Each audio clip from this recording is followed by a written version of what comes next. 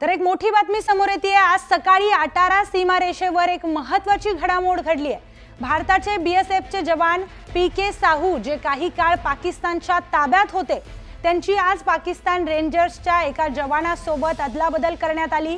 ही अदलाबदल सकाळी 10:30 वाजता पार पडली। पीके साहू हे पश्चिम बंगालचे रहिवासी आहेत। या घटनेमुळे दोन्ही देशांच्या सीमावर्ती भागातील तणाव काहीसा कमी झाला असल्याचे संकेत मिळतात। दरम्यान बीएसएफ जवान पीके साहू यांची पाकिस्तानने सोडवणूक केली आहे। ते पाकिस्तानच्या हद्दीत चुकून गेले होते अशी माहिती मिळते। दरम्यान या संदर्भातील अधिक माहिती घेऊयात आपले प्रतिनिधी प्रशांत लीला रामदास यांच्याकडून। प्रशांत, बीएसएफचे जवान पीके साहू यांना पाकिस्तानकडून सोडण्यात आले आणि त्या बदल्यात त्यांच्या एक जवानासोबत ही अदलाबदल करण्यात आल्याची माहिती मिळते।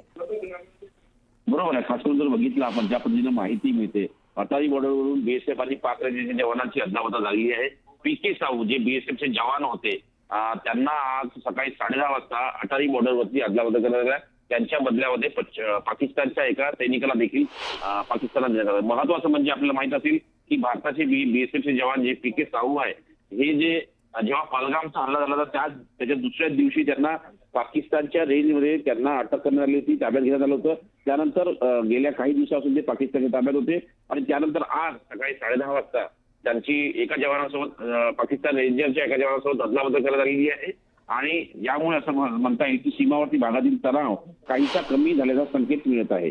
स्टुडिओ निश्चितच प्रशांत, धन्यवाद आपण दिलेल्या सविस्तर माहितीसाठी। दरम्यान या घटनेमुळे आता दोन्ही देशांच्या सीमावर्ती भागातील तणाव आता काहीसा कमी झाला असल्याचे संकेत मिळतात।